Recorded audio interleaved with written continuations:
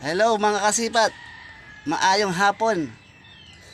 So shoutout nga po pala kay Roger Rabbit, saludo ako sa iyo.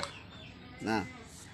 So ipapakita ko naman sa inyo yung aking mga ginagamit, no? Mga ginagamit ko sa pamamana tuwing gabi. Ito yung ginagamit ko, yung flashlight. Waterproof siya, nilagyan ko ng interior, no? Ayan. Tapos ito po yung bago. Itong bago kong flashlight, malakas po siya. Yan. Yan.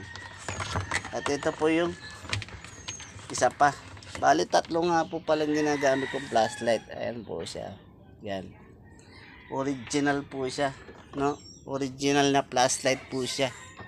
No, wag po tayo bibili ng local at bilhin po natin yung may pangalan na, no? Yung kilala na baga, no? Ito pa yung ginagamit ko namang na ano, na panyapak. Ito, ordinary lang po siyang panyapak na ginagamit ko, no? Yan. Yan, bali dalawa po siya. Dalawang panyapak po yan. Yan, para mabilis po tayo lumangoy sa gabi, no? At gumagawa rin po tayo ng pana, no? No.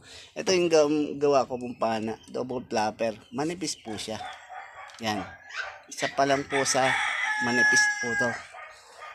Double flapper. Ito na po yung ginagawa ko palang pana. Yan. Yan. Yan po siya, no? Yan. At meron din naman po akong pana na panggabi. Ito po siya yung lagi kong ginagamit. Ayan. Ayan. O, marami na po nahuli yan, no? Ayan. Tapos may pana din po tayong takluhan. Kumbaga pang alimasag. Ito po siya. Ayan. Ito yung pana natin na pang alimasag, no? Ayan. At ito pa. Ayan. Ito pa siya. Ayan. Di gatilyo naman, di spring sa ilalim. At meron din naman po tayong pang day dive, no? Ito po, pang day dive po natin siya. Yan. Ginagamit po natin na pamana sa araw. Kasi mahaba po siya, no? 7 pie po ang haba niya, no? Mahaba po siya, no? Yan.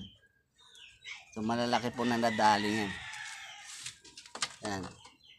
At ito rin po yung finish ko po na pang gabi.